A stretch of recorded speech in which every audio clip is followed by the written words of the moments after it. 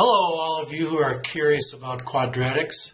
In this tutorial, we'll show you a geometry sketchpad sketch, which will give you some ideas on how to successfully complete your quadratic function family project.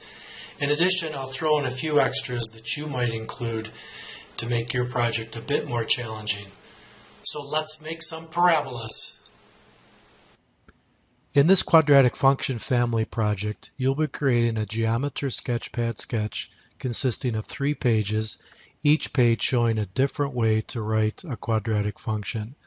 The 3 forms that you're going to create, the first one is going to be the general form, the second page will be the vertex form, and then the third page will be the factored form.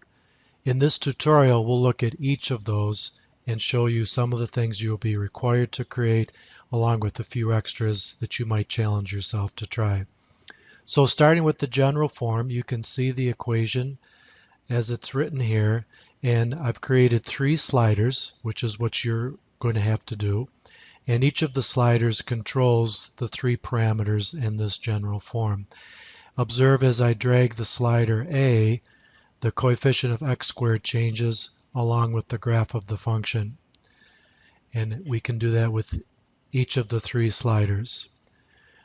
One of the things you'll be expected to create is a show hide button, which is going to show and hide the vertex. So if I click that, you'll see that the vertex V is now showing and the coordinates of the vertex. And again, as I slide the parameters, in this case B, notice how the coefficient of x changes along with the graph as well as the coordinates of the vertex. One extra that you might include that's not required is to hide and show the y-intercept. If I show that, you should notice in this case, as I change the parameter c, what is that doing to the y-intercept of the function? As I drag b or a, take note of how the y-intercept is changing or not changing. Moving on to the vertex form, once again, you need to create a button to show and hide the vertex. I'll show that now. And in this case, our 3 parameters are called A, H, and K.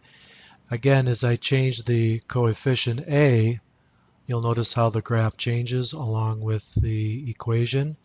And as I drag the parameters K and or H, you should notice how the equation is changing, how the function is changing, and how the coordinates of the vertex are changing. Our last function is in factored form, and in this function, again, we have the parameter a. This time we have the 2 parameters r sub 1 and r sub 2, and as I change those 2 parameters, take note of how the equation is changing and how the function is changing. Once again, you have to create a button to show the vertex, and as I drag that, you'll notice how the vertex is changing. And one extra challenge is to show the x-intercepts.